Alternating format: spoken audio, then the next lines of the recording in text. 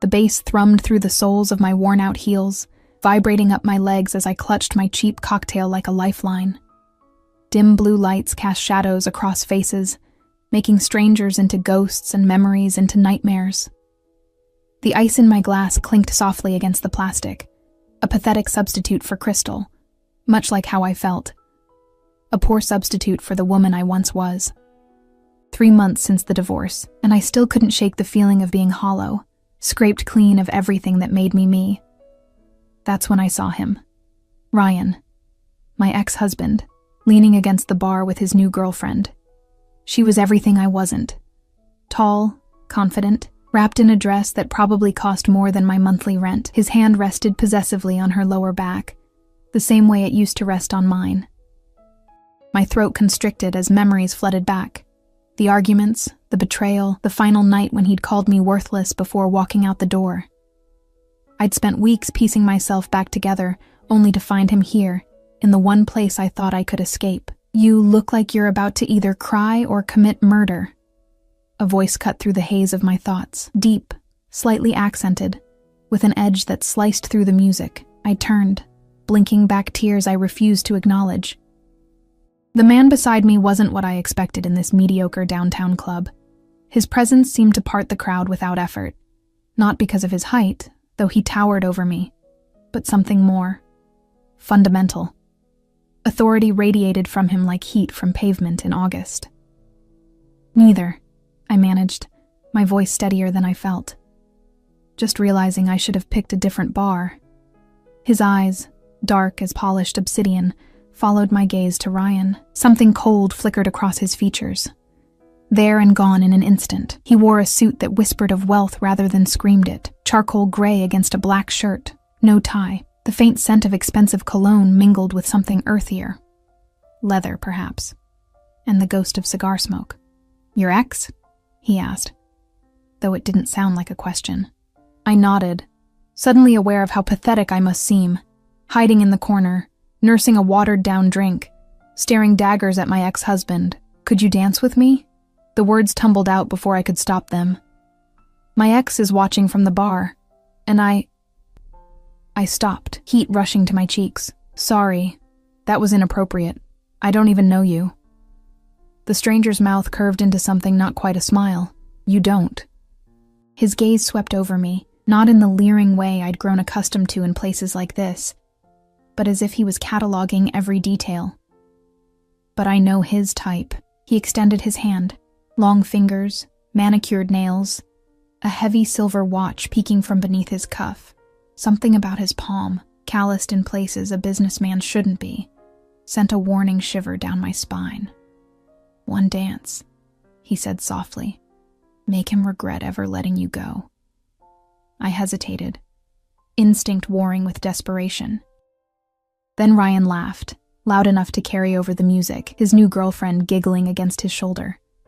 I placed my hand in the stranger's. His grip was firm as he led me to the dance floor, his other hand settling at the small of my back.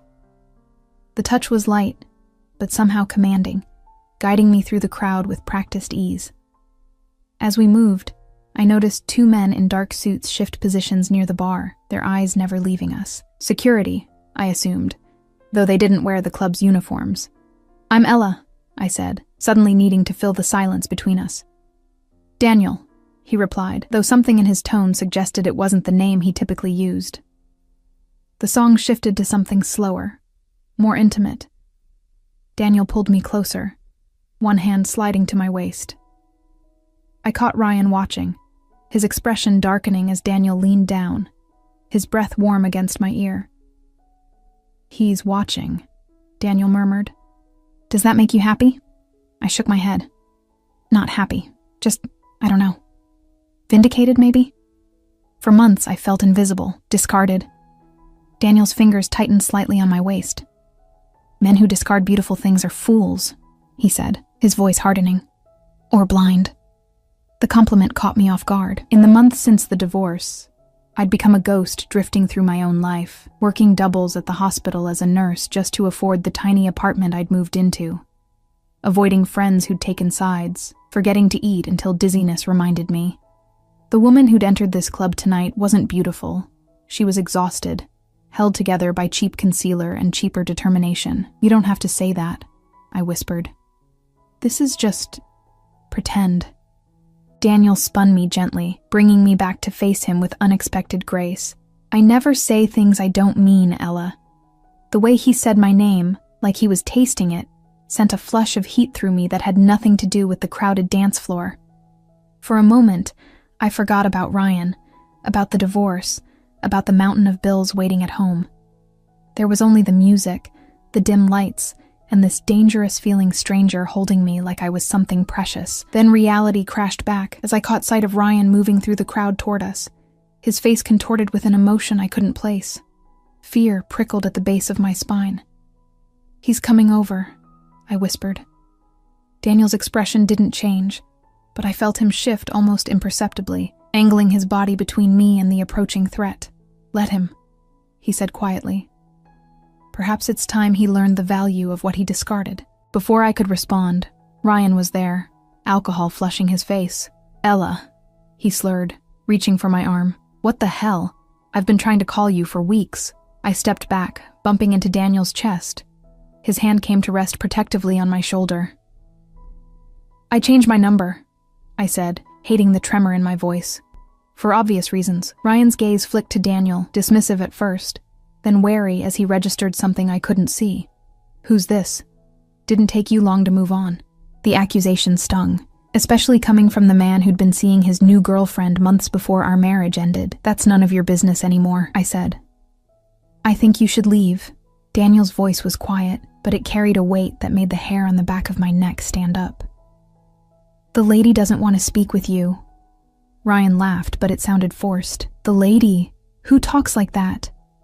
He stepped closer, alcohol emboldening him. "Stay out of this, man. This is between me and my wife." "Ex-wife," I corrected. "Whatever. We need to talk, Ella."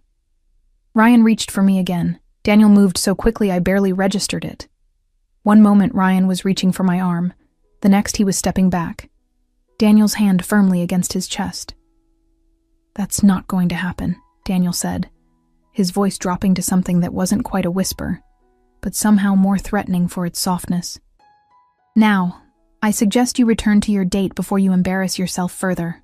Ryan's face flushed darker, anger replacing indignation. "You don't know who you're messing with," he hissed. Something shifted in Daniel's posture, a subtle change that transformed him from merely intimidating to genuinely dangerous. "No," he replied, "you don't know who you're messing with. Last chance to walk away." I noticed the two men I'd spotted earlier moving through the crowd, their attention fixed on our confrontation. Ryan must have noticed them too, because he backed up a step, his bravado faltering. "This isn't over, Ella," he said, but the threat sounded hollow. "We need to talk about the money. Money." Of course it was about money, the final payment from the sale of our house. Money that was rightfully half mine, but that Ryan had somehow convinced his banker friend to misplace, until I signed away claims to everything else. "There's nothing to talk about," I said, finding strength in Daniel's solid presence beside me. "It's my money. You stole it. End of discussion." Ryan's face twisted with anger. "You ungrateful? Enough!" Daniel didn't raise his voice, but Ryan stopped mid-sentence. "The lady has made her position clear. I won't ask you again to leave." For a tense moment, I thought Ryan might actually throw a punch, but then one of Daniel's men appeared at his side, whispering something in his ear.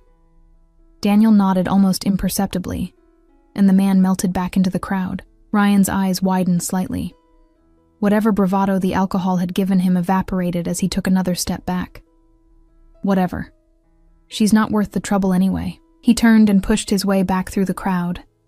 I released a breath I hadn't realized I was holding, my knees suddenly weak.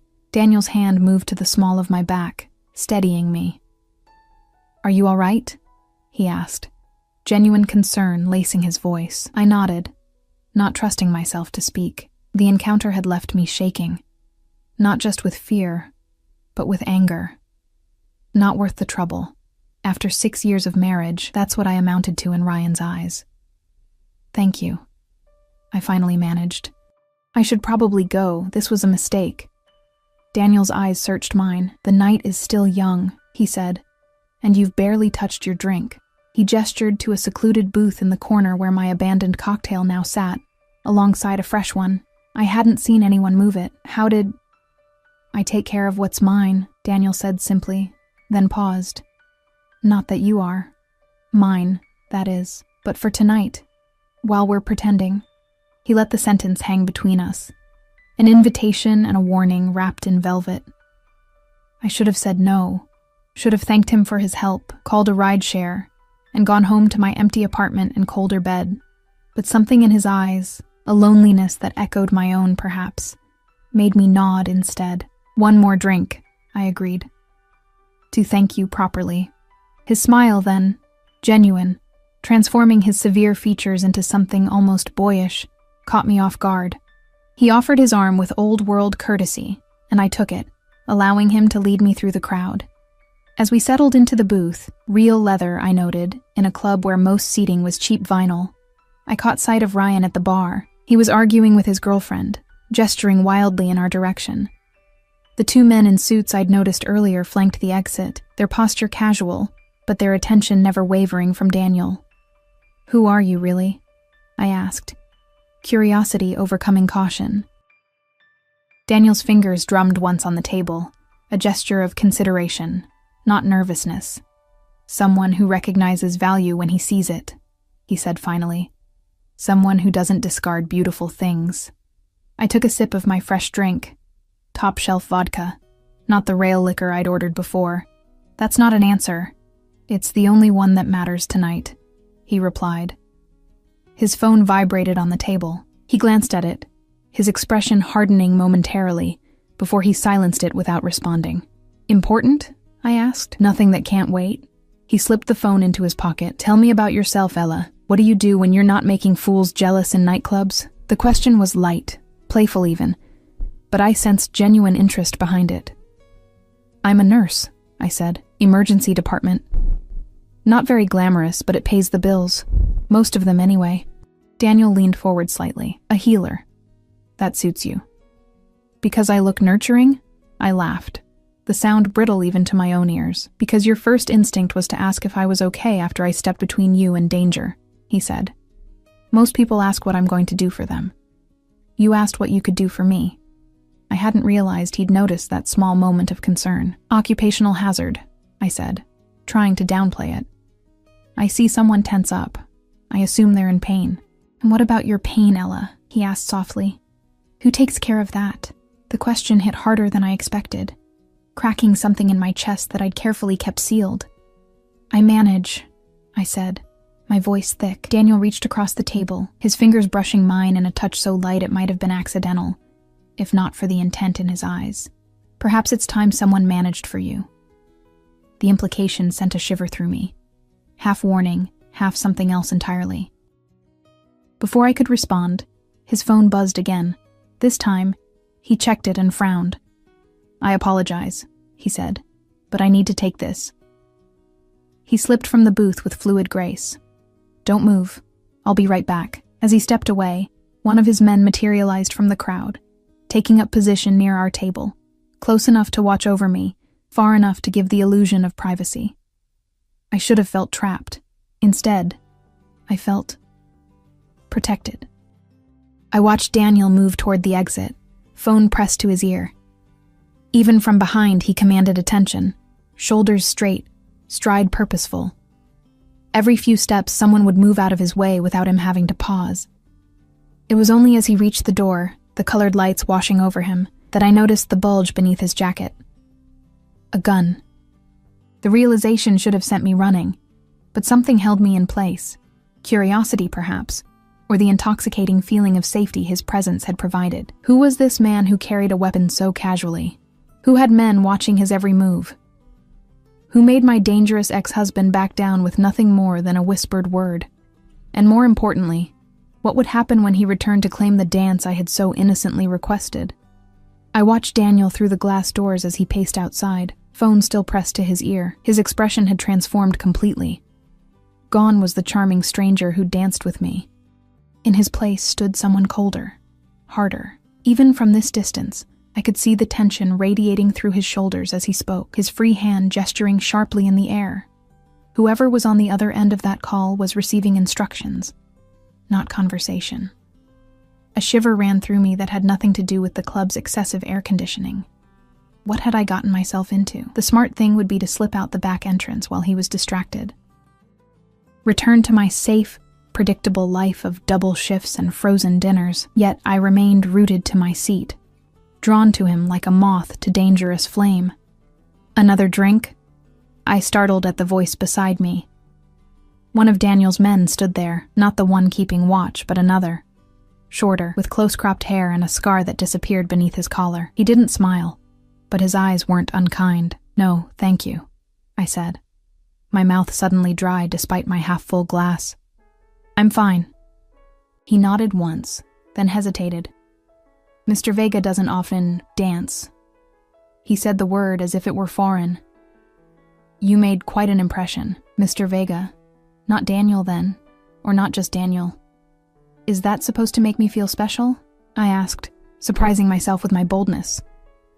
The man's expression didn't change. "It's supposed to make you careful." Before I could ask what he meant, Daniel, Mr. Vega, returned, sliding back into the booth with fluid grace. The hardness I'd glimpsed outside had vanished, replaced once more by the charming mask he'd worn earlier, but now I knew it was just that. A mask. "I apologize for the interruption," he said, his voice warm as he dismissed his man with a subtle nod. "Business never sleeps, unfortunately." "What kind of business keeps men with guns on payroll?" The question slipped out before I could stop it, emboldened by the vodka and the lingering adrenaline from confronting Ryan. Daniel went still, his dark eyes studying me with new intensity. The silence stretched between us until I thought I might shatter from the tension. "The successful kind," he finally said, his voice dropping to a register that made my skin prickle. "Does that frighten you, Ella?" It should have. Every instinct honed through years of working in a busy ER, assessing threats and diffusing volatile situations, screamed danger. Yet what I felt wasn't fear, at least not entirely. It was awareness, heightened and electric. "I'm not sure yet," I answered honestly. Something like approval flickered across his features. "A rare quality," he murmured. "Honesty without calculation." From the corner of my eye, I caught Ryan watching us, his new girlfriend attempting to reclaim his attention. The sight no longer stung as sharply. Instead, I felt a strange detachment, as if the woman who had once built her life around that man was someone else entirely. "Your ex seems troubled by our conversation," Daniel observed, following my gaze. "Perhaps we should give him something more to worry about." Before I could respond, he was beside me rather than across from me, his arm sliding around my shoulders with casual possession. The movement was so smooth I barely registered it happening until his warmth pressed against my side, his cologne enveloping me in sandalwood and something darker. "Is this okay?" he asked, his lips close to my ear. The question surprised me. Men like Daniel, men who radiated power and controlled rooms without speaking, rarely asked permission. They took. I nodded, not trusting my voice. His fingers traced idle patterns on my bare shoulder, each touch sending sparks cascading through me. "Tell me about the money he mentioned," he said, his tone conversational despite the intensity of his gaze. "The money he stole." The reminder of Ryan's theft cut through the pleasant haze. "It's nothing," I said automatically, the lie bitter on my tongue. Daniel's fingers paused in their movement. "Don't do that," he said softly. "Don't diminish your own worth." His hand moved to tilt my chin up, forcing me to meet his eyes. "Not with me." Something in his gaze, a rawness beneath the control, broke through my defenses. "When we sold our house, the profit was supposed to be split equally," I explained, the words tumbling out. "But Ryan's best friend is a banker. Somehow the final transfer to my account never went through. $40,000 just disappeared." Daniel's expression didn't change, but I felt a shift in him, like a predator going still before the strike. "And the authorities?" I laughed without humor. "Ryan's father plays golf with half the police department. The detective said it was a civil matter and to hire a lawyer." I took a long sip of my drink, which I can't afford because I need that money to finish my nurse practitioner program. "So he stole not just your money, but your future," Daniel said, his voice deceptively mild. Something in his tone made me look at him more closely. "It's not your problem," I said. "You barely know me. Perhaps I'd like to change that." His thumb brushed across my lower lip, a touch so light it might have been imagined if not for the fire it left in its wake. "Perhaps I find myself invested," and the word carried weight beyond its syllables. I should have pulled away, should have thanked him for the dance, for making Ryan jealous, for the expensive drinks, and walked out the door. Instead, I leaned into his touch, my defenses crumbling beneath the weight of months of loneliness and struggle. "Why?" I whispered. Daniel's eyes darkened. "Because rare things should be treasured," he said, his voice dropping to something intimate despite the pulsing music around us. "Because a man who would discard someone like you doesn't deserve to breathe the same air." The intensity of his declaration should have frightened me. Instead, it awakened something I'd thought dead, a flicker of worth, of being valued. His phone vibrated again. This time he ignored it entirely, his focus fixed on me with unnerving intensity. "Come to dinner with me tomorrow," he said. Not a question, but not quite a command either. Reality crashed back like a cold wave. "I can't," I said, regret coloring my voice. "I have a double shift at the hospital the following night then." I hesitated. "I don't make a habit of going to dinner with armed strangers." A smile curved his lips, transforming his face into something almost boyish, despite the danger that clung to him like shadow. "Then perhaps we should become better acquainted." He leaned closer, his breath warm against my ear. "Ask me anything, Ella. Tonight I'm an open book." It was a dangerous invitation from a man who was clearly anything but open.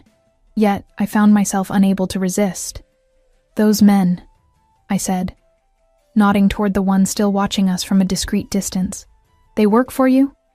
"They work with me," he corrected. "But yes, they're under my protection." "And what do you protect them from?" His expression shifted, becoming contemplative. "The world is full of predators, Ella. Men who take what isn't theirs." His gaze flickered meaningfully toward Ryan. "I provide balance." It wasn't really an answer, but it told me more than he'd probably intended. "You're not in legal imports, are you?" I asked, the pieces falling into place with alarming clarity. Daniel laughed, the sound genuine and warm. "Not exclusively, no." His fingers resumed their idle patterns on my shoulder. "Does that bother you? The gray areas?" I considered the question honestly. As a nurse, I dealt with ethics daily. The letter of the law versus what was right for my patients. "I think," I said slowly, "that justice and legality aren't always the same thing." Something like surprise flickered across his features, there and gone in an instant. A nuanced perspective, not what I expected. "What did you expect?" "Judgment. Fear. A hasty departure." His lips quirked. The usual reactions when people begin to see beneath the surface. Before I could respond, movement near the bar caught my attention. Ryan was arguing with his girlfriend, his gestures becoming increasingly animated. As I watched, she grabbed her purse and stormed toward the exit, leaving him alone at the bar. His gaze immediately sought me out, his expression darkening when he found me nestled against Daniel's side. "Your ex appears to be having relationship troubles," Daniel observed, a note of satisfaction in his voice. How unfortunate. I should have felt vindicated. Instead, I felt hollow. "It won't last," I said. "He'll apologize, buy her something expensive with my money, and she'll forgive him. That's his pattern." Daniel's arm tightened around me. "Patterns can be broken," he said, and something in his tone made me shiver, particularly when properly motivated. I pulled back slightly to look at him. "That sounds ominous. Does it?" His expression gave nothing away. "I simply meant that people can change their behavior when faced with consequences." Ryan chose that moment to push away from the bar, weaving slightly as he made his way toward us. The determination in his stride sent a familiar bolt of anxiety through me, my body tensing before my mind could process the threat. Daniel felt the change immediately. "Do you want me to handle this?" he asked, his voice dropping to something dangerous. "No," I said, straightening my spine. "I've spent too long letting other people fight my battles. I slid from the booth, Daniel following with effortless grace. Ryan reached us, alcohol flushing his face. "We need to talk," he slurred, reaching for my arm.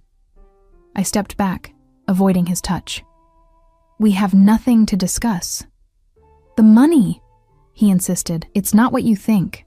There were complications with the transfer."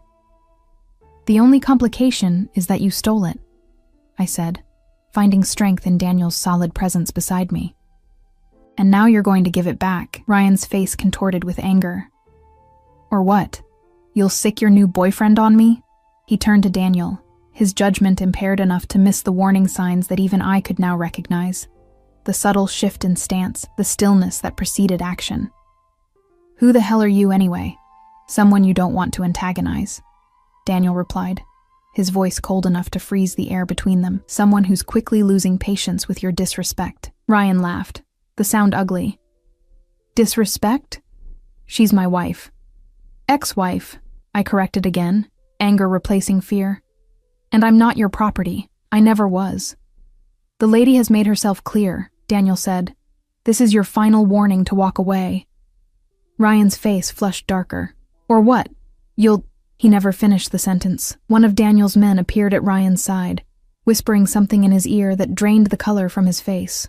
Ryan's eyes widened as he looked at Daniel with new understanding, an unmistakable fear.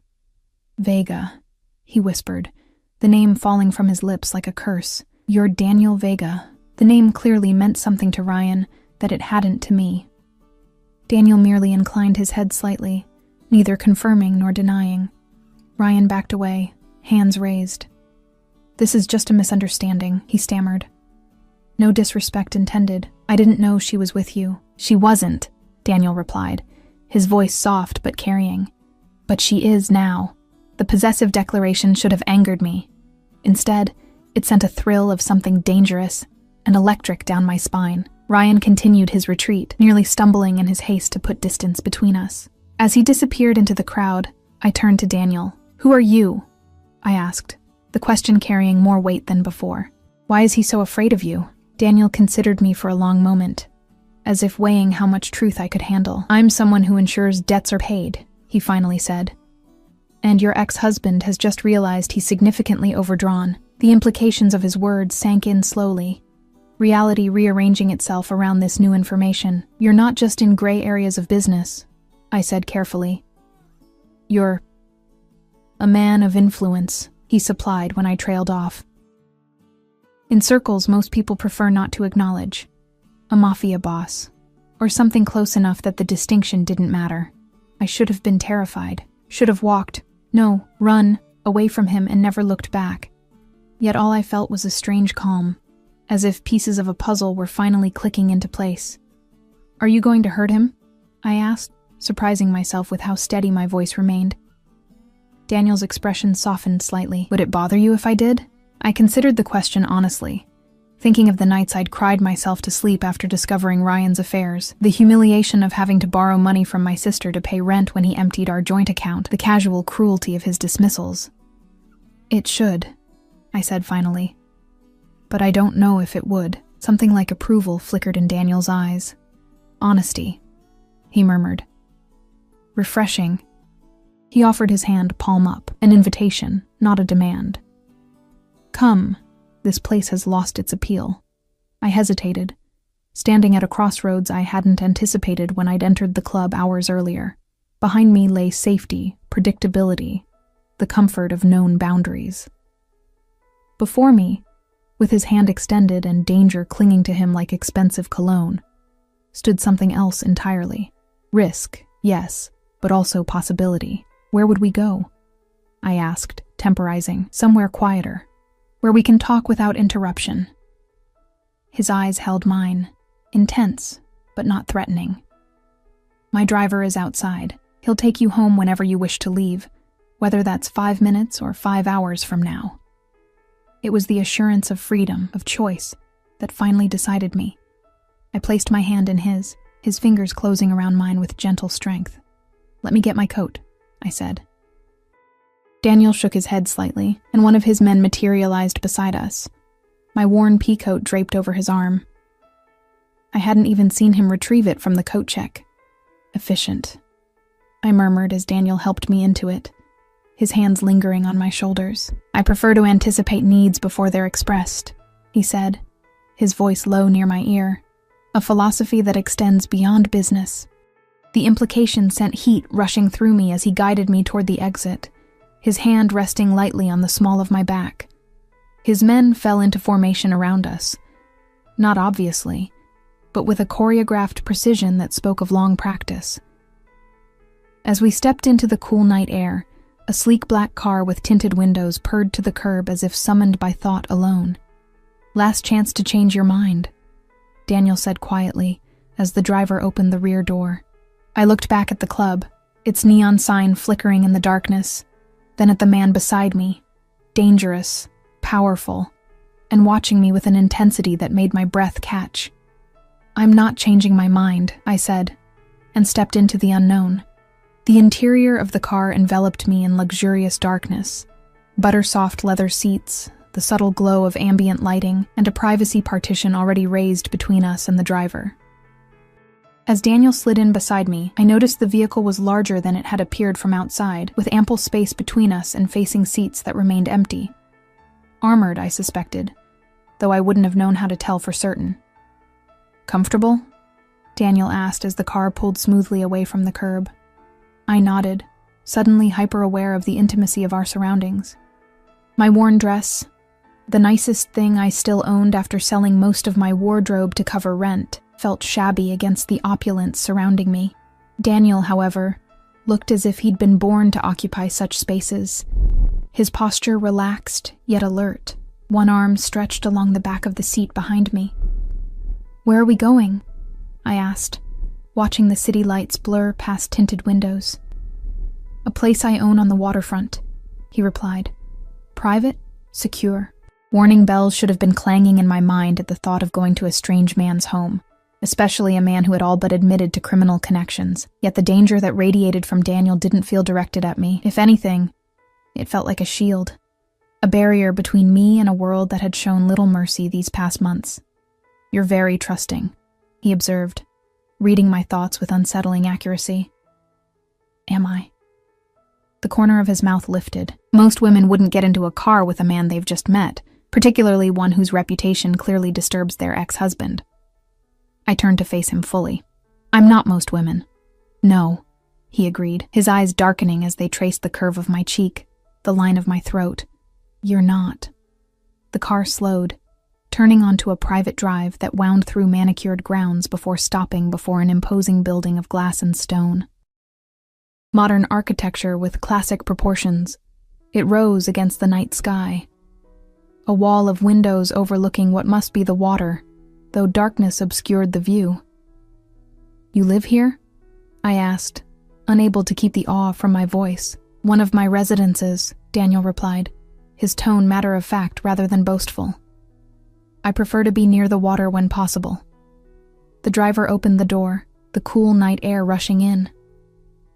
Daniel exited first, then extended his hand to help me out. As my heels touched the pavement, I noticed we weren't alone. Discreet figures patrolled the perimeter, while a man in a tailored suit approached with respectful deference. "Mr. Vega," he greeted, then nodded to me. "Ma'am?" "Anything I should know about Marco?" Daniel asked, his hand settling at the small of my back with casual possession. "Nothing urgent, sir. The situation from earlier has been addressed. Something passed between them, an entire conversation in the space of a glance." Daniel nodded once, dismissing him. "Ensure we're not disturbed unless it's truly necessary." "Of course, sir." As we approached the entrance, glass doors slid open silently, revealing an interior that matched the exterior's understated elegance. High ceilings, minimalist furnishings in cream and charcoal, with occasional splashes of deep burgundy providing contrast. Art that I suspected cost more than my yearly salary hung on the walls, illuminated by recessed lighting. "This is beautiful," I said, taking it all in. "You have excellent taste. I appreciate beautiful things," he replied, his gaze fixed on me rather than his surroundings. "Would you like a drink? Or perhaps something to eat?" My stomach chose that moment to rumble, reminding me that I'd skipped dinner to save money for the single drink I'd planned to nurse all evening. Heat rushed to my cheeks. I wouldn't say no to something small, I admitted. Daniel smiled, a genuine expression that transformed his severe features into something almost boyish. I believe my chef prepared something before retiring for the evening. Let me check. He led me through the main living area toward what appeared to be a kitchen that belonged in a high-end restaurant rather than a private home. Stainless steel appliances gleamed under recessed lighting, and a marble island dominated the center of the space. Daniel moved with comfortable familiarity, opening a massive refrigerator to reveal containers labeled with elegant script. Grilled salmon with roasted vegetables, or... He checked another container. Beef tenderloin with truffle mashed potatoes? The casual offer of food that would cost half a day's wages at a restaurant reminded me sharply of the disparity between us. Either is fine, I said, suddenly uncomfortable. Really, just a small plate. Daniel paused, studying me with that penetrating gaze that seemed to see beneath surfaces. You don't need to minimize your needs with me, Ella, he said quietly. Not ever. The statement, delivered with such conviction, cracked something inside me, a wall I'd built around my vulnerabilities after months of having them used as weapons against me. The salmon sounds wonderful, I managed, my voice thicker than I'd intended. He nodded, retrieving the container and transferring its contents to a plate with unexpectedly deft movements. Wine? He asked, opening a temperature-controlled cabinet that contained more bottles than some restaurants I'd visited. Just water, please, I replied. I have an early shift tomorrow. Daniel inclined his head, filling a crystal glass from a filtered tap. As he moved around the kitchen, I noticed how the dangerous edge I'd sensed in him at the club hadn't disappeared. It had merely been channeled into controlled efficiency. Every movement was deliberate, economical, yet somehow graceful. Let's eat in the sitting room, he suggested, arranging the plate and glasses on a silver tray. It's more comfortable. He led me to a space off the main living area, more intimate in scale, with a fireplace that sprang to life at the touch of a button. Floor-to-ceiling windows revealed the view that had been obscured by darkness outside. The city skyline reflected in dark water, lights shimmering like fallen stars. The view is incredible, I said, drawn to the windows as Daniel set the tray on a low table before a plush sofa. It's why I chose this place, he replied, coming to stand beside me. Water is honest in ways people rarely are. It can't help but show you exactly what it is. Peaceful or turbulent, shallow or deep. I turned to find him watching me rather than the view, his expression contemplative. Is honesty important to you? I asked. Critically, he said without hesitation.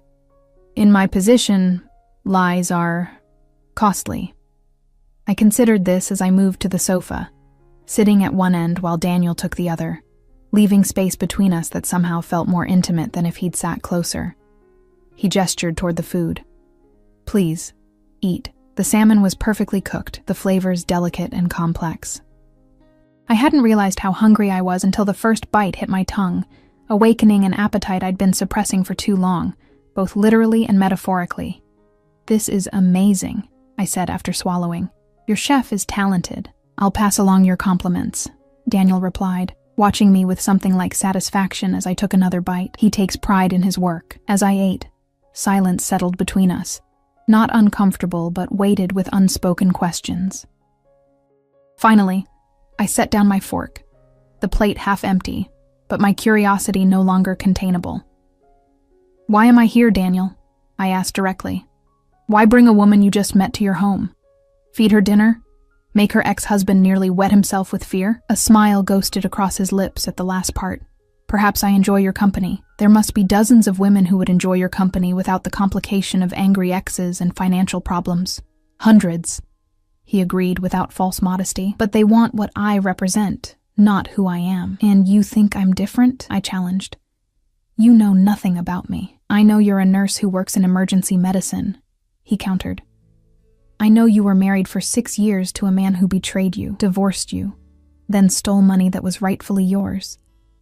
I know you live alone in an apartment you can barely afford while working double shifts to make ends meet. I stared at him, shock washing through me. How could you possibly know all that? Daniel's expression remained impassive. Your ex mentioned 6 years when he called you his wife. Your hands, competent, steady, with short nails practical for medical work, suggest healthcare. The way you assessed the room when we entered, cataloging exits and potential threats, speaks to emergency training. The rest... He shrugged one shoulder elegantly. Context and observation. It was both impressive and unnerving to be read so thoroughly by a near stranger. So you've deduced I'm a hard luck case, I said, unable to keep the bitterness from my voice. Is that why I'm here? You feel sorry for me? No. The word was sharp, almost angry. Pity is the last thing I feel for you, Ella. Then what? I pressed. Daniel set his glass down with deliberate care. I recognize something in you, he said finally. Something rare. Strength without hardness, vulnerability without weakness. His eyes met mine, their intensity almost physical. Do you know how unusual that is, to find someone who has been broken but not destroyed? Who remains soft despite having every reason not to be? His words struck with uncanny accuracy, piercing defenses I hadn't realized I still maintained. You can't know that about me from one evening, I whispered, though a part of me wondered if he somehow could. Can't I? He moved closer, the space between us shrinking until I could feel the heat radiating from his body. Tell me I'm wrong. I couldn't. For all his dangerous edges and questionable business, Daniel had seen straight to the core of me with disconcerting clarity. The realization left me feeling exposed, vulnerable in ways that had nothing to do with physical danger. What do you want from me? I asked. My voice barely audible. Daniel's hand rose to my face, his fingers tracing the curve of my cheek with exquisite gentleness. Everything, he said simply. But I'll settle for the chance to know you. Truly know you. The honesty in his voice, raw, almost painful in its intensity, shattered whatever resistance remained. I leaned into his touch, closing my eyes as his palm cupped my face. You don't even know my last name, I murmured.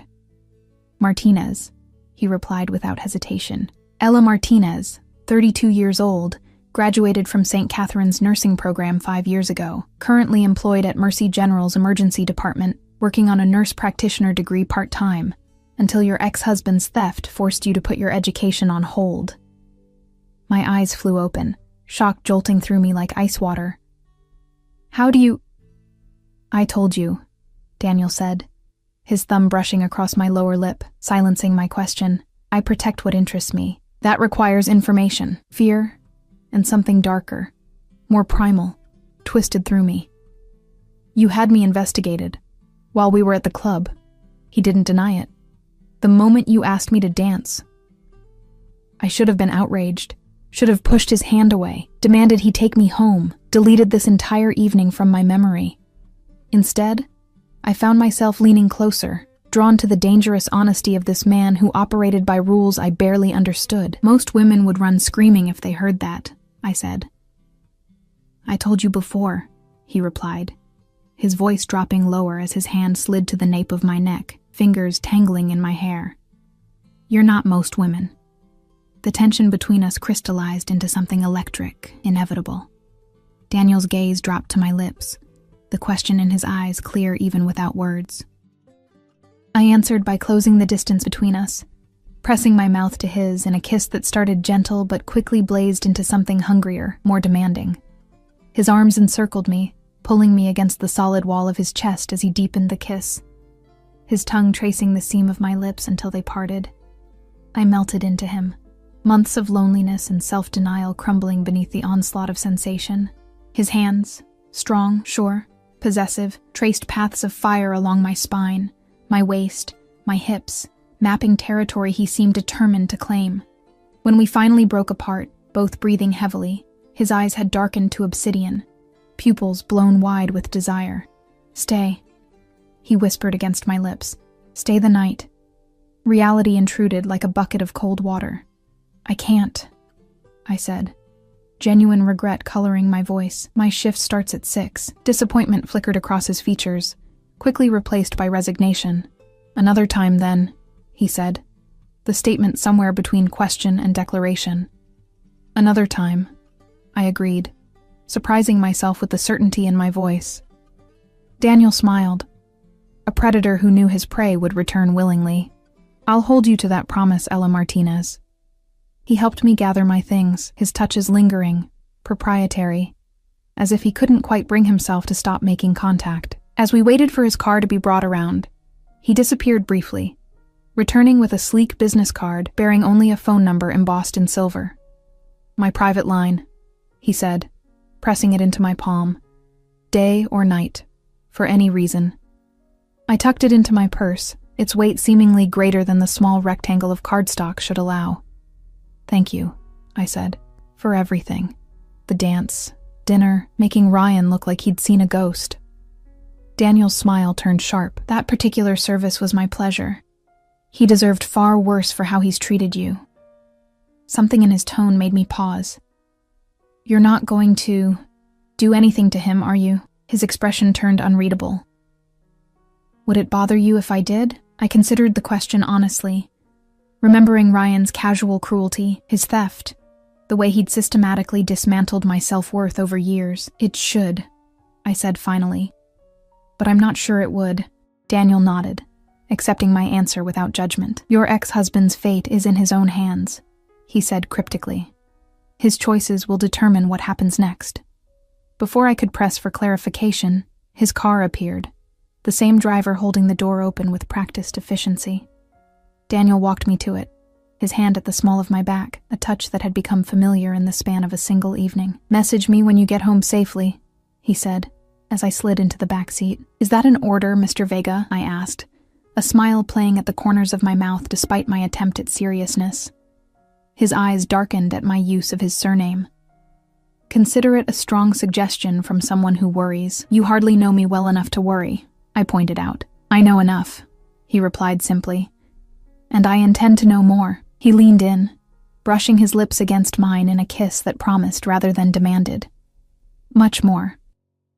As the car pulled away, I watched Daniel's figure recede in the side mirror, standing tall and imposing before his waterfront home, a man of power, of danger.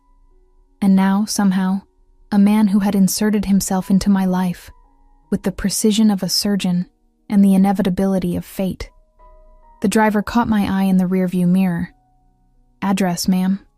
I gave him my apartment's location, then settled back against the leather seat, my mind whirling with the evening's events. Only hours ago, I'd been a woman with nothing but debts and broken dreams, going to a club in a desperate attempt to feel something other than exhaustion or despair.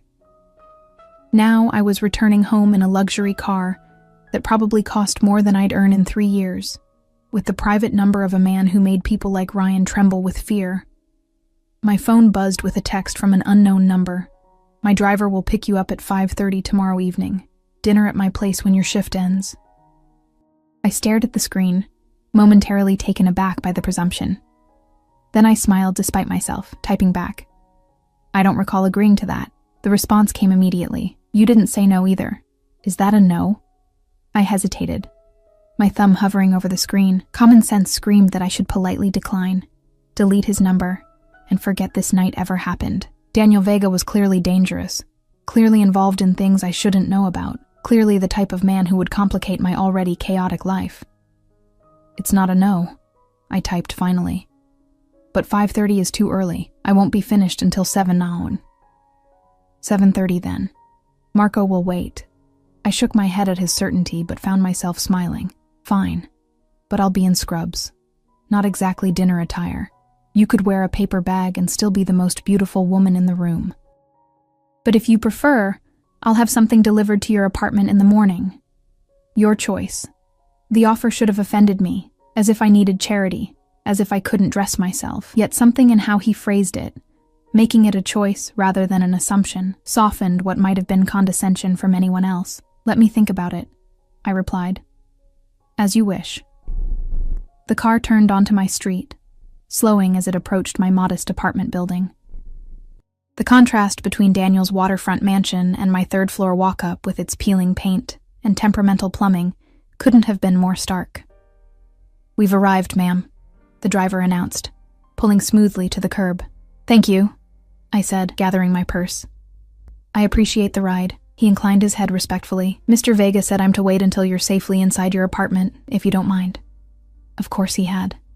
That's not necessary, I began, then stopped at the driver's impassive expression. Clearly, Daniel's instructions weren't open to negotiation, but thank you, I amended. As I climbed the stairs to my apartment, exhaustion finally catching up with me, I felt my phone buzz once more. Sweet dreams, Ella Martinez. Tomorrow can't come soon enough. I smiled, tucking the phone away without responding. As I unlocked my door, I glanced back toward the street where Daniel's car remained, a sleek shadow against the night. Only after I'd closed and locked my door behind me did its headlights flare to life, illuminating the empty street before disappearing around the corner. Inside my small apartment, everything looked exactly as I'd left it. Dishes drying in the rack, nursing textbooks stacked on the coffee table, the worn quilt my grandmother had made folded over the back of my secondhand sofa. Yet nothing felt the same, or perhaps it was I who had changed, transformed in the space of one evening, from a woman trying to disappear into a woman being seen, truly seen. Perhaps for the first time, I touched my lips, still sensitive from Daniel's kisses, and wondered what tomorrow would bring. Morning arrived with cruel efficiency, my alarm blaring at 5 a.m. For a disoriented moment, I wondered if I'd dreamed the entire evening. The club, Ryan's confrontation, Daniel's unexpected intervention. Then my phone lit up with a new message, dispelling any notion that last night had been a figment of my imagination. Good morning, Ella. I hope you slept well. There's a package being delivered to your apartment at noon. You're under no obligation to accept it, but I hoped you might consider wearing it tonight. Either way, I'm looking forward to seeing you at 7:30. I stared at the screen, torn between amusement and wariness at Daniel's persistence. Before I could decide how to respond, a second message appeared. Oh, and I've taken the liberty of sending coffee and breakfast to your hospital. It should arrive at the nurse's station by 7. I remember how grueling 12-hour shifts can be without proper fuel. The thoughtfulness of the gesture caught me off guard.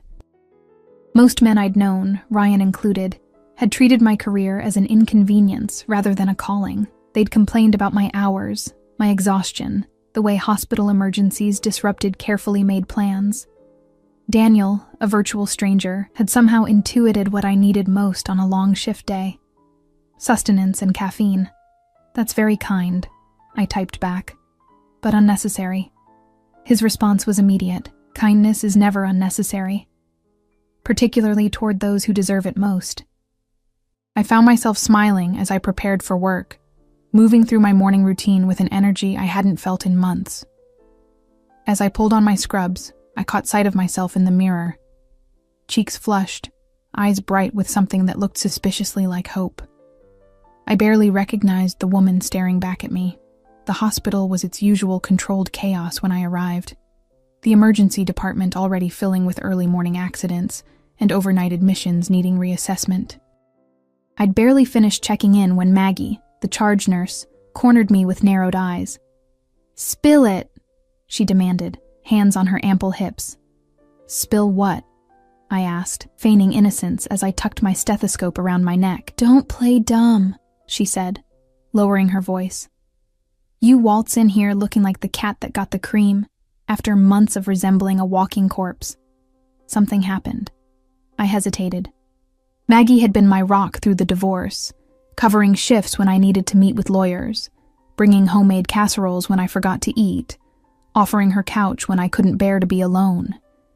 If anyone deserved the truth, it was her. Yet how could I explain Daniel Vega, a man whose very name had made Ryan pale with fear? "I met someone," I said finally, keeping it simple. "Last night, it's new." Maggie's expression softened. "About damn time. Ryan the Rat has dominated your life for too long.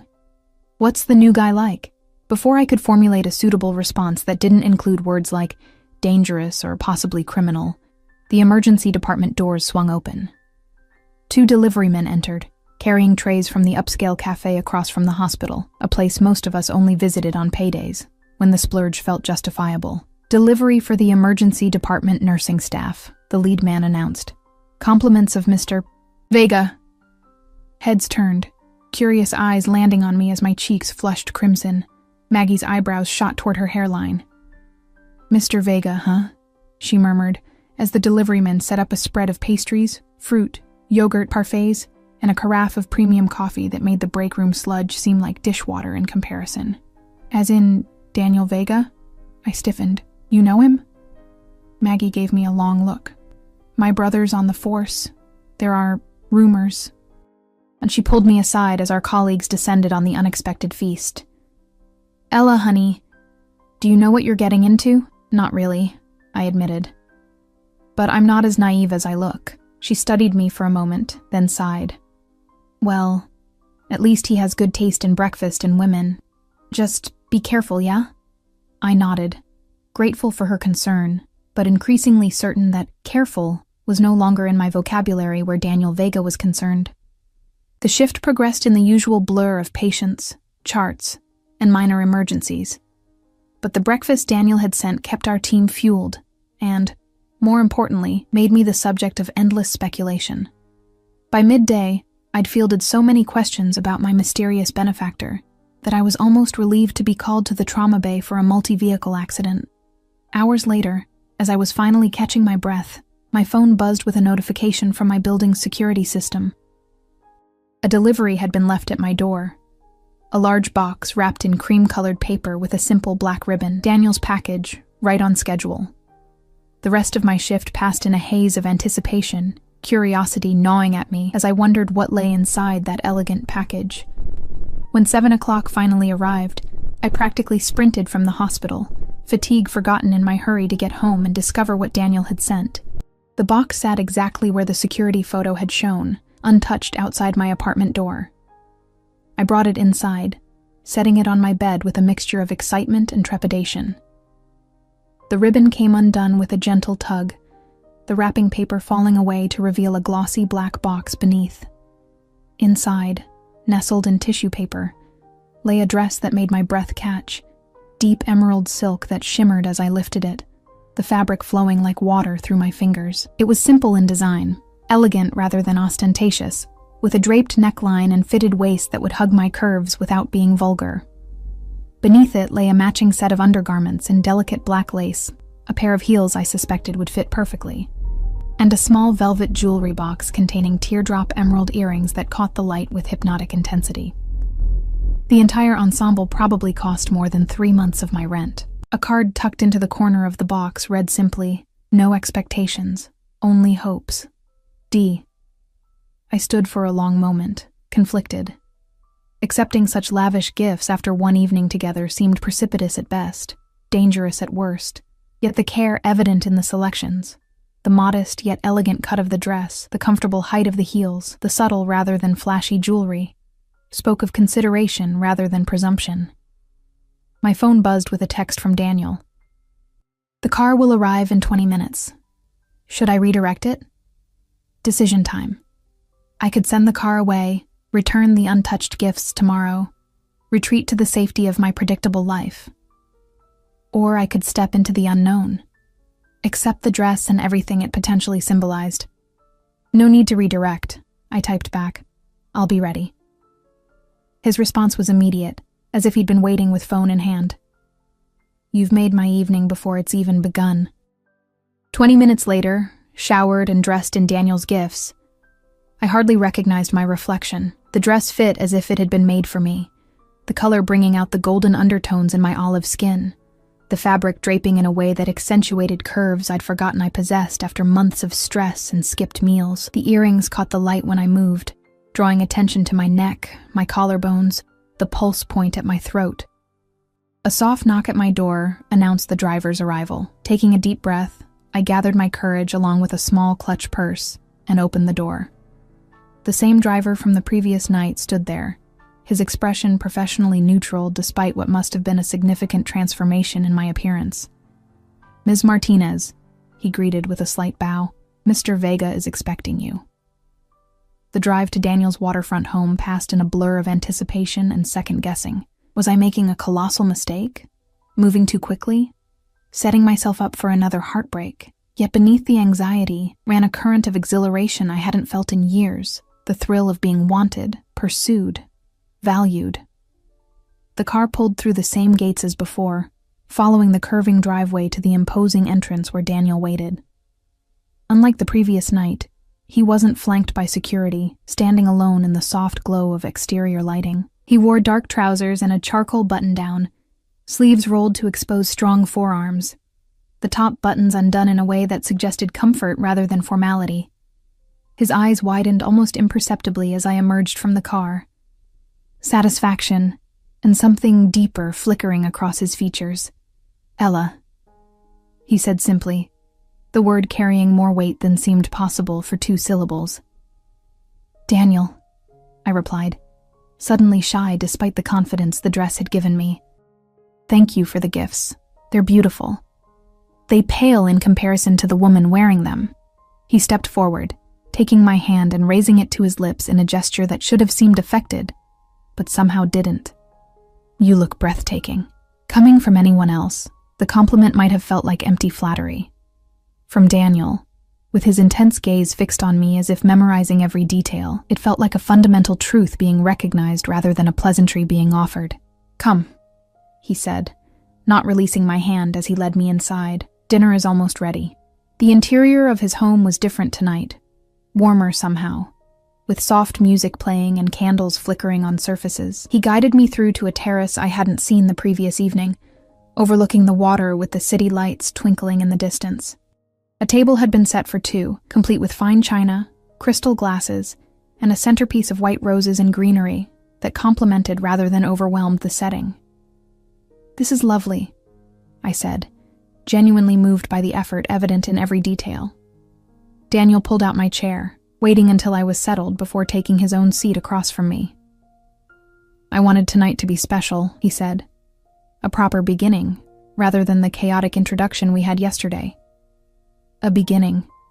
The word held promise, possibility, and no small measure of danger. Before I could respond, a man in chef's whites appeared, serving the first course with professional efficiency before disappearing back into the house. "I hope you don't mind," Daniel said, noting my surprise. "I asked my chef to prepare dinner for us tonight. I wanted to be fully present with you, not distracted by cooking." The meal that followed was exquisite. Course after perfectly executed course, each paired with wines that Daniel described with the knowledge of a connoisseur but without pretension. Throughout, our conversation flowed with surprising ease, moving from my work at the hospital to his childhood in Argentina, from books we'd both enjoyed to music that moved us. He listened when I spoke, not with the feigned interest I'd grown accustomed to from men waiting for their turn to talk, but with genuine engagement, asking questions that showed he valued my thoughts. Conspicuously absent from our discussion were specifics about his current business dealings, the source of his obvious wealth, or the reason Ryan had reacted with such fear upon recognizing him. Daniel neither avoided nor highlighted these omissions, simply steering the conversation toward areas we could share openly. As dessert, a delicate chocolate soufflé that melted on the tongue was served. Daniel's phone vibrated on the table. He glanced at it, a slight crease appearing between his brows, but made no move to answer. "Important?" I asked, echoing my question from the previous night. "Nothing that can't wait," he replied, silencing the device and returning it to his pocket. "You have my complete attention tonight." The intensity of his focus, unwavering since my arrival, both thrilled and unsettled me. "You're very good at that, you know." "At what?" "Making a person feel like they're the center of the universe," I said. "Is that a natural talent or something you've cultivated?" A smile played at the corners of his mouth. "A bit of both, perhaps, but with you, it requires no effort." He reached across the table, his fingers brushing mine. "You captivate me, Ella Martinez." Heat rushed to my cheeks at the simple contact and the sincerity in his voice. "I'm just a nurse with too much student debt and an apartment I can barely afford," I said, attempting lightness. "Hardly captivating material." Daniel's expression turned serious. "Don't do that," he said quietly. "Don't diminish yourself, not with me." The gentle reprimand struck a chord, reminding me of how thoroughly I'd internalized Ryan's dismissals, his subtle devaluations, until I'd begun to echo them myself. "Sorry," I murmured. "Old habit. One I'd like to help you break," Daniel said, his fingers now entwining with mine. "You deserve to be valued, Ella. To be treasured." The words hung between us, weighted with meaning beyond their surface. I wondered suddenly what Daniel saw in me that I couldn't see in myself, what value this powerful, dangerous man found in a woman who had been so thoroughly discarded. "Why me?" I asked, the question that had lingered since our first encounter finally finding voice. "You could have anyone. Why choose someone with so much baggage?" Daniel considered the question, his thumb tracing patterns on my palm that sent shivers up my arm. "Everyone has baggage," he said finally. "The difference is in how they carry it." His eyes met mine, dark and intent. "You carry yours with grace, with resilience. It hasn't hardened you or made you cruel. That's rare. Precious." Before I could respond, his phone vibrated again, more insistently this time. A flash of irritation crossed his features as he checked the screen. "I apologize," he said. "It appears this actually can't wait." He stood, bringing my hand to his lips once more. "I'll be just a moment." As Daniel stepped inside to take the call, I found myself alone on the terrace, the city lights shimmering on the water below. The evening had been perfect, too perfect perhaps. The beautiful dress, the exquisite meal, the attentive conversation, all of it felt like a dream from which I would inevitably awaken. A movement in the shadows at the edge of the terrace caught my eye, one of Daniel's security men, I assumed, maintaining a discreet perimeter. The reminder of the world Daniel inhabited, so different from my own, sent a chill through me despite the warm evening air. Daniel returned minutes later, his expression carefully controlled, but tension evident in the set of his shoulders. "I'm sorry for the interruption," he said, resuming his seat across from me. "Business rarely respects personal time." "Is everything okay?" I asked. He smiled, though it didn't quite reach his eyes. "Nothing for you to worry about." He refilled my wine glass. "Now, where were we? Ah, yes. I believe I was telling you how remarkable you are, and you were trying very hard not to believe me." I laughed despite myself, the tension broken. "I wouldn't say trying very hard, maybe mildly skeptical." "Then I'll simply have to be more convincing," he replied, his smile turning genuine once more. "I have all the time in the world to make you see yourself as I see you." The promise in his words, of time, of patience, of a future, both thrilled and terrified me. "Daniel," I began, needing to address the elephant in the room. "I barely know you, and what I do know is complicated. Ask me," he said simply. "Whatever you want to know. I won't promise to answer everything, but I will promise never to lie to you." I took a deep breath, gathering my courage. "What do you do, exactly? What made Ryan look at you like he'd seen a ghost?" Daniel didn't flinch from the directness of my question. "I operate businesses that exist in the spaces between legal and illegal," he said carefully. "Import and export, primarily, but with diversified interests. As for your ex-husband's reaction..." He paused, considering his words. "I have a reputation for ensuring debts are paid and agreements are honored, by whatever means necessary." A diplomatic answer that confirmed what I'd already suspected without providing incriminating details. "You're saying you're in organized crime," I clarified, needing to hear it directly. "I'm saying I'm a businessman who doesn't allow himself to be constrained by arbitrary legalities when they conflict with what's right," he countered. "But yes, some would use that term." I nodded slowly, processing this confirmation of what I'd intuited from the beginning. "And the gun you carry? The men who watch your every move? That's all part of being a businessman?" "In my world, yes." His expression remained calm, open, allowing me space to absorb this reality without pressure. "Does it bother you?" I asked. "The things you have to do?" Daniel considered the question with the seriousness it deserved. "Some of them," he admitted. "But I sleep well at night knowing I operate with a code that many so-called legitimate businessmen lack. I don't prey on the weak. I don't break my word. I protect those under my care." "And what happens to people who cross you?" I asked, thinking of Ryan's pale face, his hasty retreat. Daniel's eyes darkened. "They receive exactly what they've earned. No more, no less." The answer should have frightened me. Instead, I found myself nodding, understanding the justice in his philosophy even if I couldn't fully condone its implementation. "And where do I fit into all this?" I asked, the question that mattered most. "What am I to you, Daniel?" He reached across the table, taking both my hands in his. "Something unexpected," he said softly. "Something I wasn't looking for but can no longer imagine being without." His thumbs traced circles on my wrists, his touch gentle despite the strength evident in his hands. "I want to know you, Ella. I want to protect you, provide for you, make you smile the way you did when you first walked in tonight." His eyes held mine, intense and unwavering. "I want to be the man who ensures you never doubt your worth again." The declaration, delivered with such conviction, left me breathless.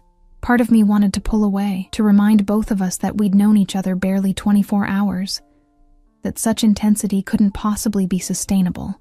But another part, the part that had recognized something in Daniel from that first moment in the club, wanted nothing more than to surrender to the promise of his words, his touch, his unwavering focus.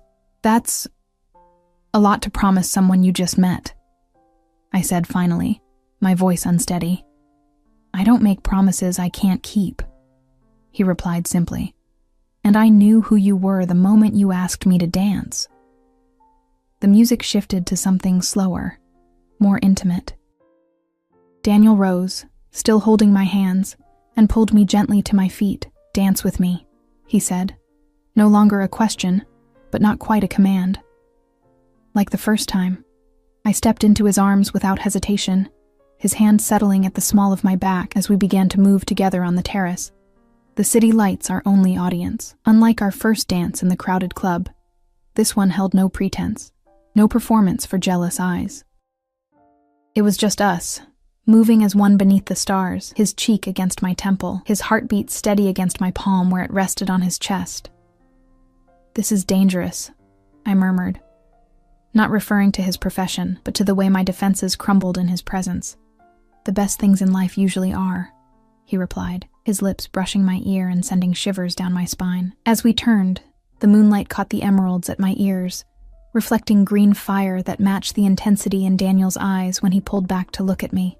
Without words, the atmosphere between us shifted, the air growing heavy with unspoken desire. "Stay," he whispered, echoing his request from the previous night. "Stay with me, Ella." This time I had no early shift to use as an excuse, no reason to deny what we both clearly wanted. I thought of my empty apartment, of the lonely bed that awaited me there, and compared it to the warmth of Daniel's arms, the promise in his eyes. "Yes," I said simply, the single syllable bridging the final gap between my old life and whatever lay ahead. His kiss, when it came, held nothing back. Passionate, consuming, a claiming that left no doubt about his intentions. I responded with equal fervor, months of numbness burning away beneath the heat of his touch, as his hands traced the contours of my body through the silk dress, learning me with a thoroughness that left me trembling. "Beautiful," he murmured against my throat, as his lips traced a path from my jaw to my collarbone. "Perfect." In one fluid movement, he swept me into his arms, carrying me from the terrace into the house with effortless strength. I wrapped my arms around his neck, marveling at how right it felt to be held by him, to surrender to the current that had pulled us together from that first moment in the club. As he carried me toward what I presumed was his bedroom, I had a fleeting thought that I should be more cautious, more measured in my response to this man I barely knew. Then his lips found mine again, and caution became the furthest thing from my mind. Whatever tomorrow might bring, tonight I would be his, and he would be mine. Morning light filtered through unfamiliar curtains, gently pulling me from the deepest sleep I'd experienced in months.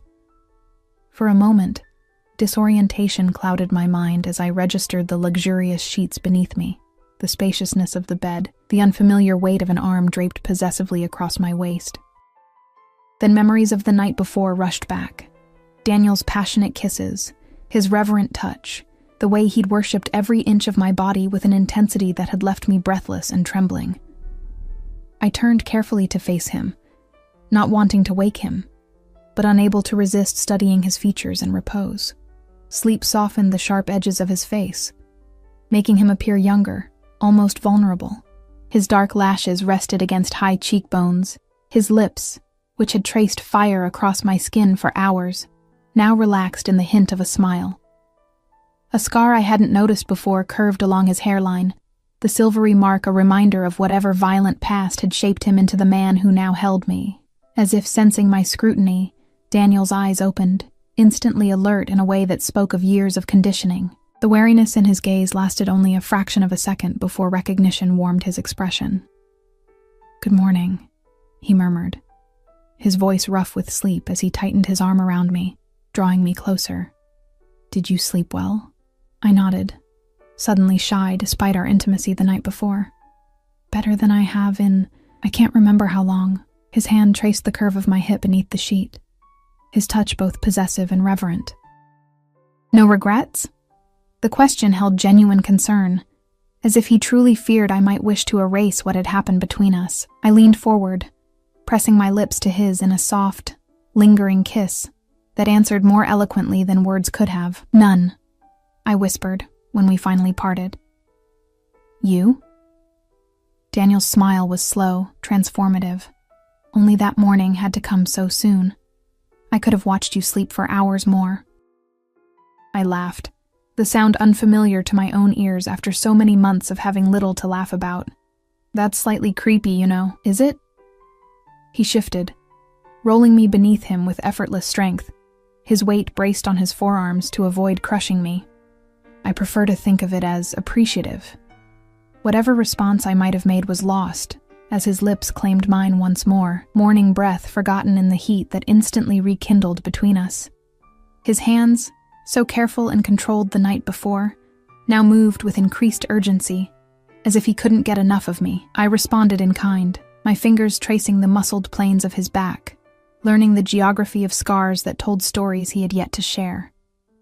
Later, sated and breathless, I lay with my head on his chest, listening to the steady rhythm of his heart as his fingers combed lazily through my tangled hair. "I should go," I said reluctantly. "I have errands to run before my shift tomorrow." Daniel's arm tightened around me. "Stay," he murmured against my temple. "I'll have anything you need delivered. Whatever errands you have can be handled by my people." The offer was tempting, to remain cocooned in his luxury, his protection, letting the outside world fade into insignificance. Yet something in me resisted the easy surrender. "I need to maintain my own life," I said carefully. "At least for now. This is all happening so fast, Daniel." He was silent for a long moment, his fingers continuing their gentle path through my hair. "You're right," he finally conceded, though I could hear the reluctance in his voice. "I don't want to overwhelm you, but at least let me send you home in style." I know you don't need it," he interrupted, propping himself up to look down at me, his eyes intense. "But it would make me happy to do this for you. Please, Ella, let me take care of you in the ways I can." Put that way, as something for him rather than charity for me, I found myself nodding. "All right," I acquiesced, "but just the ride home. I can handle my errands myself." He smiled, dropping a kiss on the tip of my nose. "Progress," he murmured, sounding genuinely pleased. "Now, about breakfast." We spent the morning in comfortable domesticity, sharing breakfast in his enormous kitchen, Daniel insisting on cooking himself rather than summoning his chef. He moved with unexpected competence as he prepared omelets and fresh fruit, explaining that he'd learned to cook as a teenager, responsible for feeding his younger siblings when their mother worked double shifts as a hotel maid. These glimpses into his background, so different from the powerful, dangerous man he'd become, fascinated me. I found myself asking questions, drawing out stories of his childhood in Argentina, his family's immigration to America when he was 12, the poverty they'd endured in those early years. He answered openly, seemingly pleased by my interest, though he remained vague about his transition from poor immigrant to wealthy criminal enterprise leader. After breakfast, he insisted on showing me around his home.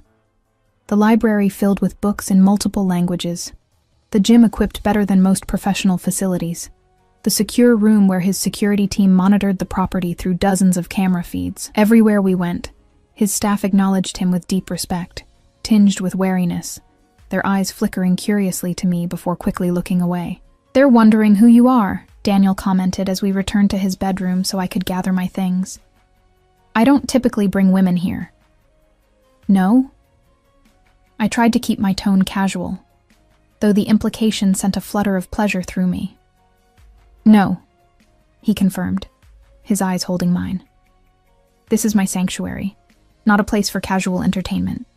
You're the first woman who spent the night in this house." The admission, unexpected and weighty, caught me off guard. Before I could formulate a response, Daniel's phone buzzed.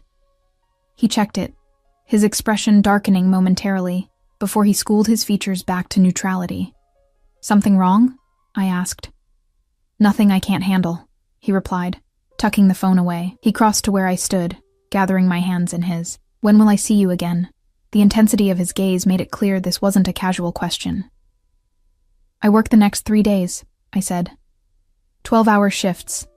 Daniel nodded, accepting this without argument. "And after?" "I'm off Thursday," I offered. "But I usually use that day to catch up on laundry, groceries, real-life stuff." "Have dinner with me Thursday evening, then," he suggested. "I'll pick you up at 7. And Ella?"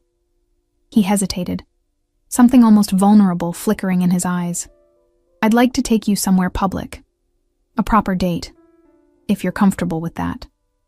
The request surprised me. I'd assumed Daniel would prefer to keep our relationship, if that's what this was becoming, private, hidden from the public eye given his professional activities, that he wanted to be seen with me, to acknowledge whatever was developing between us openly, touched me in unexpected ways. "I'd like that," I said, squeezing his hands. "Very much." His smile, genuine, almost boyish, transformed his entire face. "Good." He pulled me close, dropping a kiss on my forehead. "Now, as much as I hate to let you go, my driver is waiting to take you home." The return to my apartment was jarring. The cramped space, the temperamental plumbing, the secondhand furniture, all stark reminders of the disparity between Daniel's world and mine. Yet as I unpacked the overnight bag his staff had somehow assembled for me, including a toothbrush, toiletries, and even a change of clothes, I found myself smiling at the thoughtfulness evident in every detail. My phone chimed with a message from Daniel. "Missing you already. The house feels empty without your presence." I clutched the phone to my chest, a girlish gesture I would have mocked myself for just days earlier. How had this happened so quickly? How had this dangerous, complicated man slipped past my defenses with such effortless precision?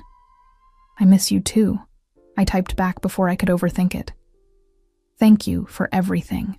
His response came immediately, no thanks necessary. "You bring light to my shadows, Ella. Rest well tonight." The next 3 days passed in a blur of hospital shifts, text messages from Daniel, and unexpected deliveries, lunch for my entire department one day, a basket of my favorite snacks. How had he learned those?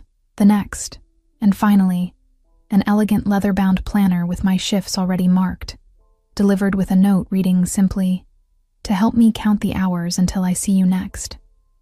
Each gesture should have felt excessive, even smothering. Yet Daniel balanced attentiveness with respect for my independence, never demanding responses when I was working, never questioning my schedule or commitments. His care manifested not in control, but in consideration, in the consistent message that I mattered, that my comfort and happiness were priorities to him. By the time Thursday evening arrived, I found myself counting the minutes until 7, eager to see him again in a way that both thrilled and terrified me. I'd just finished applying lipstick, wearing the emerald dress from our first dinner, having nothing else remotely suitable for whatever upscale restaurant Daniel likely had in mind, when my phone rang with an unfamiliar number. "Hello?" I answered, expecting perhaps Daniel's driver announcing his arrival. "Ella, it's Maggie from the hospital." My colleague's voice was tight with tension. "I hate to do this, but we've got a multi-car pileup coming in, at least 8 critical patients. We're activating disaster protocol and calling in all available staff." My heart sank, disappointment warring with professional duty. "I'll be there as soon as I can," I promised, already mentally shifting gears. As I ended the call, I stared at my reflection in the mirror, dressed for a romantic evening, but about to head into trauma chaos instead. With a sigh, I dialed Daniel's number. "Ella," he answered on the first ring. his voice warming at my name. "I was just thinking about you. Daniel, I'm so sorry," I began, the words tumbling out. "There's been a major accident. The hospital's called me in. I can't make dinner tonight." A brief silence then. "Of course. Your patients need you." No argument, no guilt trip, just immediate understanding. "Is there anything you need? I could have food sent to the hospital for your team or—" "That's very thoughtful," I interrupted, touched by his offer. "But the hospital will handle that for major incidents. I just wanted to apologize for canceling so last minute." "You have nothing to apologize for," Daniel said firmly.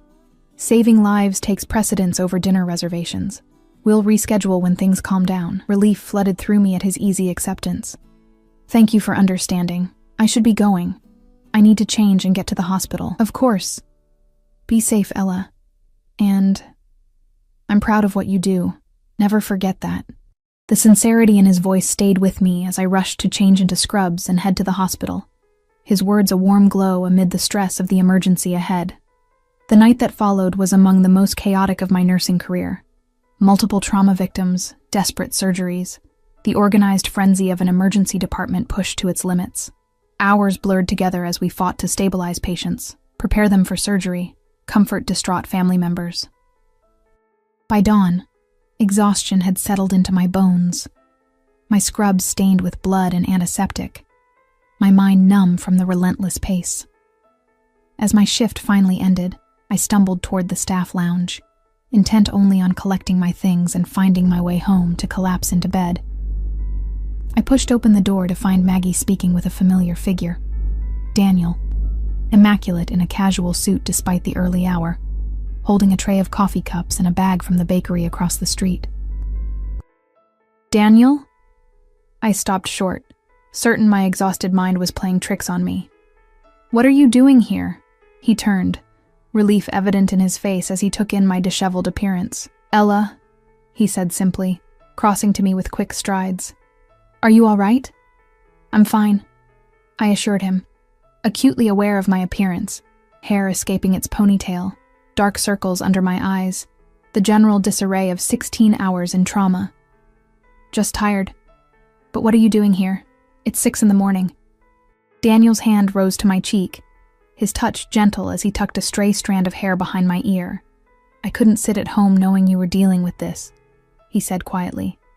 "I brought breakfast for your team and a ride home for you if you'd like it." The thoughtfulness of the gesture brought unexpected tears to my eyes, fatigue lowering my emotional defenses.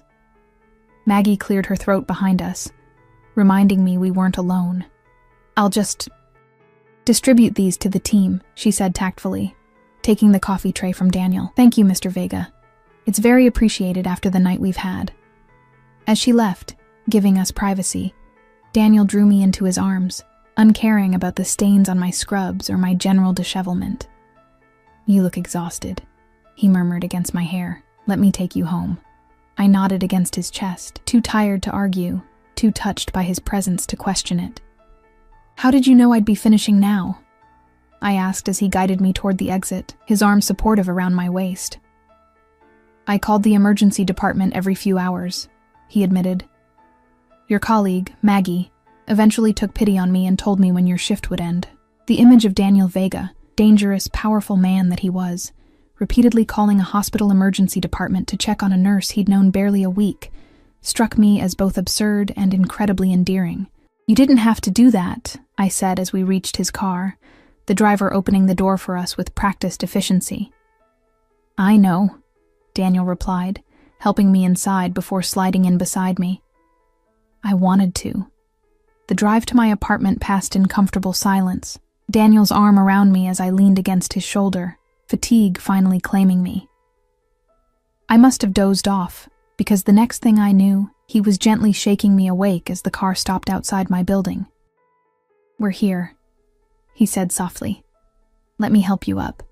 Too exhausted to protest, I let him guide me to my apartment, fumbling for my keys only to have him gently take them from my trembling hands. Once inside, he led me straight to my bedroom, helping me sit on the edge of the bed. "You need rest," he said, kneeling to remove my shoes. "Is there anything you need first? Food? A shower?" I shook my head. beyond words in my exhaustion. Daniel nodded, understanding, helping me lie down before pulling the covers over me. "Sleep," he murmured, pressing a kiss to my forehead. "I'll check on you later." I caught his hand as he turned to leave. "Stay," I whispered, the word an echo of his own request days earlier. "Just to sleep. I don't want to be alone right now." Something softened in his expression as he nodded, removing his jacket and shoes before stretching out beside me on the narrow bed that seemed laughably inadequate after the expanse of his own. He gathered me against his chest, one arm wrapping protectively around me as if to shield me from the horrors I'd witnessed during my shift. "I've got you," he murmured. His voice, the last thing I heard before sleep, claimed me completely. When I woke hours later, the afternoon sun filtering through my blinds, I found the bed empty beside me but could hear movement in my small kitchen. Following the sounds, I discovered Daniel at my stove, cooking what smelled like tomato sauce, my tiny kitchen transformed by bags of groceries on the counter and a vase of fresh flowers on my rickety table. "You're still here," I said, surprised and touched that he hadn't left while I slept. He turned, his expression brightening at the sight of me. "Of course. You asked me to stay." He gestured toward the stove. "I'm making pasta. You need to eat something substantial after your shift." The domesticity of the scene, this dangerous man cooking in my humble kitchen, grocery shopping for me while I slept, struck me with its incongruity. Yet somehow, it felt right, as if the universe had finally aligned in ways I couldn't have anticipated but desperately needed.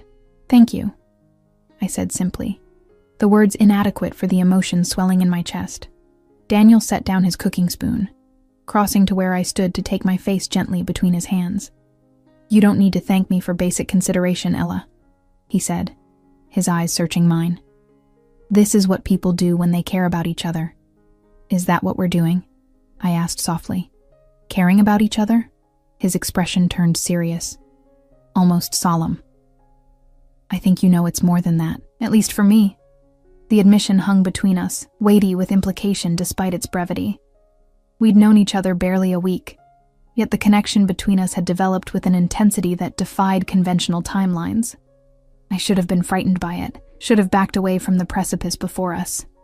Instead, I found myself stepping closer to the edge. "For me too," I whispered, admitting what I'd been trying to deny even to myself. "It's more for me too." Daniel's eyes darkened at my words, his thumbs tracing gentle paths along my cheekbones. "I know this is fast," he said, his voice low and intense. "I know my life is complicated, dangerous in ways yours shouldn't be. I know you have every reason to walk away from this, from me, before you get in any deeper. But," I prompted, hearing the unspoken word in his pause. "But I don't want you to," he finished, raw honesty in every syllable. "I want you in my life, Ella, not as a temporary diversion, not as an accessory, as an essential part of who I am becoming with you." The declaration stole my breath, its depth catching me unprepared despite the growing awareness of what had been developing between us. Before I could formulate a response, a sharp knock at my door broke the moment. Daniel tensed instantly, one hand moving reflexively toward his waist, where I suspected a weapon was concealed. "Are you expecting someone?" he asked, his voice dropping to a dangerous register. I shook my head, puzzled. "No one." With a fluid motion, Daniel positioned himself between me and the door. "Wait here," he instructed. All warmth vanished from his tone as he moved silently across the room. He checked the peephole, his body language shifting from alert tension to cold fury in an instant. "It's your ex-husband," he said, his voice deadly quiet. "Alone." My stomach dropped. "Ryan? What could he possibly want?" "Let's find out," Daniel replied, his hand on the doorknob. "Stay behind me." Before I could protest, he opened the door to reveal Ryan standing in the hallway, hand raised to knock again. My ex-husband's expression shifted from determination to shock to fear in rapid succession as he registered Daniel's presence in my apartment. "Vivega," he stammered, taking an instinctive step backward. I was just..." "You were just what?" Daniel asked, his voice deceptively soft. "Dropping by uninvited to harass Ella after stealing $40,000 from her? Is that what you were just doing?" Ryan's face paled to an unhealthy gray. "I can explain," he said, his eyes darting between Daniel's imposing figure and me, partially visible behind him. "Ella, please just give me 5 minutes. It's important. Despite everything, the theft, the lies, the casual cruelty of our divorce, some part of me still responded to the desperation in his voice. 5 minutes, I agreed, stepping around Daniel despite his subtle gesture of protest. That's all. Daniel's expression darkened, but he stepped aside, allowing Ryan to enter while maintaining a position between us. 5 minutes, he echoed, the warning in his tone unmistakable. Ryan entered cautiously, his normally confident posture diminished by Daniel's presence. He carried a briefcase, clutching it like a shield before him. "What do you want, Ryan?" I asked, crossing my arms protectively across my chest. He swallowed visibly, glancing at Daniel before focusing on me.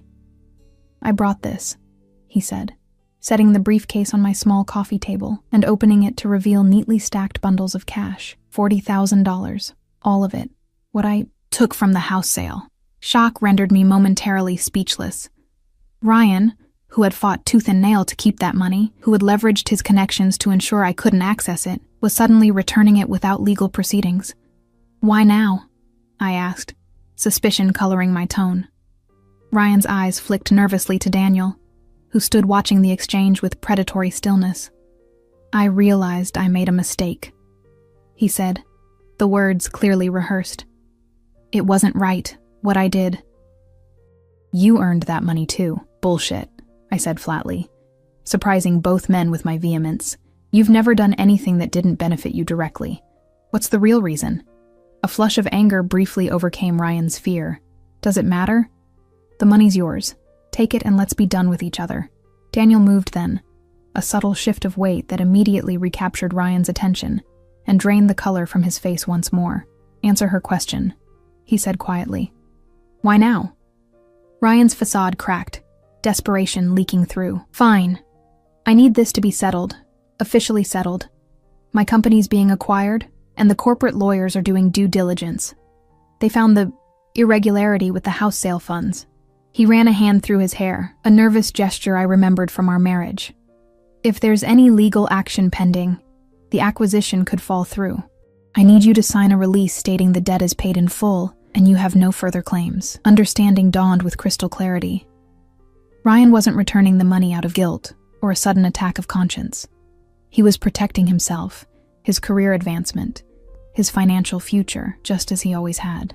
"You haven't changed at all," I said, a strange calm settling over me as the last vestiges of attachment to this man finally dissolved.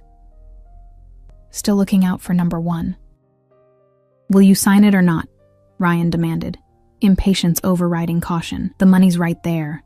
More than you'd get after legal fees if you tried to sue me." I felt Daniel tense beside me, his control visibly straining at Ryan's tone. Before he could intervene, I held up a hand, stepping forward to face my ex-husband directly. "I'll sign your release," I said coolly. "Not because you deserve it, but because I want you out of my life completely." "Where's the paperwork?" Relief washed over Ryan's features as he pulled a document from his jacket pocket, unfolding it on the coffee table beside the money. "Just sign at the bottom. It's already notarized." I skimmed the document, a standard legal release, absolving Ryan of any further financial obligations related to our marriage and divorce. As I reached for a pen, Daniel's hand closed gently around my wrist. "Let me read it first," he said, his tone making it clear this wasn't a request. Ryan started to protest but fell silent at Daniel's look. I nodded, allowing Daniel to take the document, watching as he read it with the careful attention of someone accustomed to contractual language and its potential pitfalls. "It's straightforward," he finally confirmed, returning it to the table. "But I suggest one amendment." He took the pen, adding a line at the bottom before signing as a witness. "There. Now it states that this release is contingent upon the funds clearing the bank, not just being delivered today." Ryan's jaw tightened, but he nodded stiffly. "Fine. Whatever." I signed the document, a strange lightness filling me as I realized this truly was the final tie being severed between Ryan and myself. No more legal entanglements, no more financial connections, No more reason for him to ever contact me again. "We're done here," I said, stepping back from the table. "You can go now." Ryan hesitated, looking between me and Daniel as if wanting to say something more. Whatever it was, he thought better of it, gathering the signed release and backing toward the door. "Congratulations on your company acquisition," I added as he reached for the doorknob. "I hope it brings you what you're looking for." A flash of something, regret, acknowledgement, crossed his features before the mask of indifference returned. Without another word, he left, the door closing with a decisive click behind him.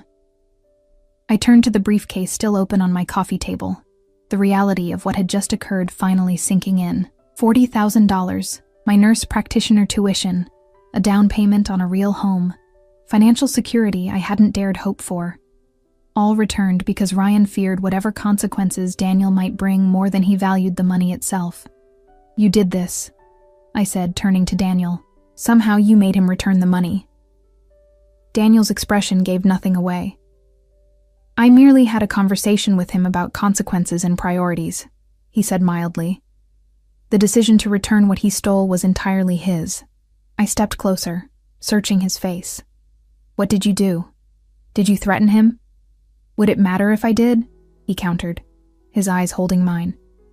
"The money was rightfully yours. He stole it. Now it's been returned. Justice has been served." The simplicity of his perspective, right and wrong, justice and retribution, struck me with its clarity. In Daniel's world, Ryan's theft wasn't a civil matter to be dragged through courts at enormous expense and time. It was a wrong to be righted, swiftly and definitively. "Thank you," I said finally, deciding the method mattered less than the outcome in this case. "You've given me back my future." Daniel's expression softened as he reached for me, drawing me into his arms.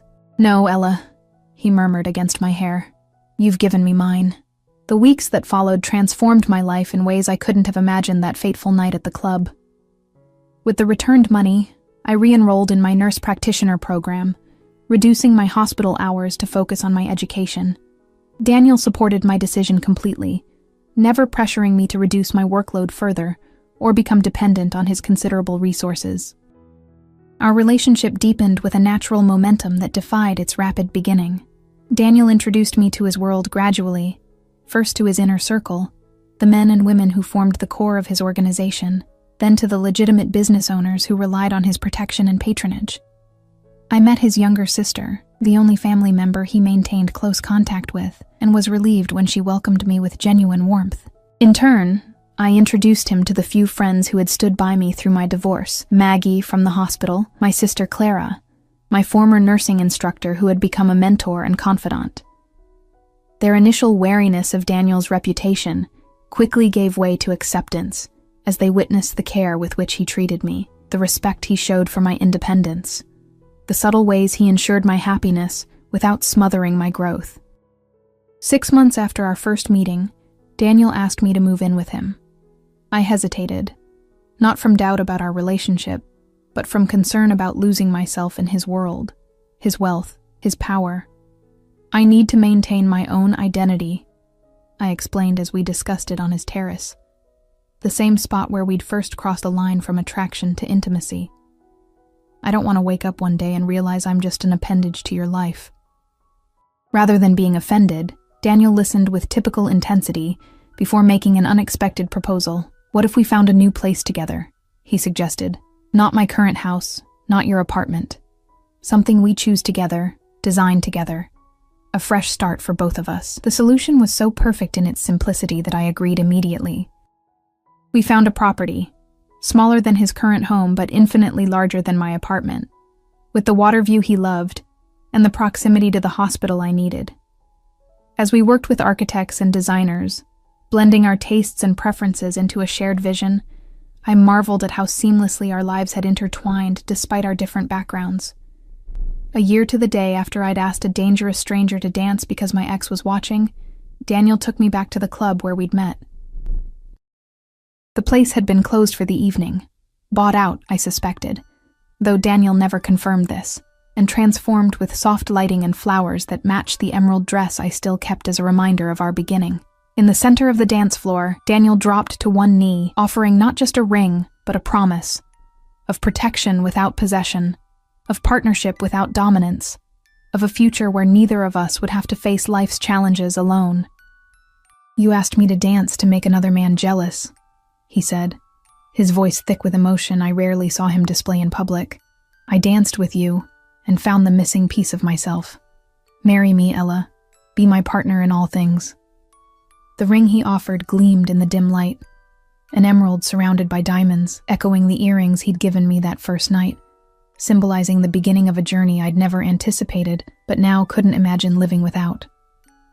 "Yes," I said simply, holding out my trembling hand. "Yes to everything." As he slid the ring onto my finger, then rose to pull me into a kiss that sealed our promise, I realized that sometimes the most dangerous decisions, dancing with a stranger, falling for a man whose world was so different from mine, surrendering to a connection that defied conventional timelines, led to the greatest rewards. The future wouldn't be without challenges. Daniel's business, though increasingly legitimate as he transitioned certain operations toward conventional enterprises, would always carry risks. My career would demand time and energy that might otherwise go to our relationship. We would navigate these complexities together. Neither of us perfect, but both committed to protecting what we'd found in each other. That night, as we danced alone in the place where our story began, I rested my head against the chest of the man who had seen me, truly seen me, when I'd been invisible even to myself. "Could you dance with me?" I whispered, echoing my first words to him. "My ex is watching from the bar." Daniel laughed, the sound vibrating through his chest against my cheek. "He'd be a fool to show his face anywhere near you again," he replied, his arms tightening possessively around me. "But I'll dance with you forever, regardless of who's watching." As the music surrounded us, moving together in perfect synchrony, I closed my eyes and surrendered to the certainty that some dangers were worth embracing, especially when they came disguised as a dance with a stranger who would become the love of my life.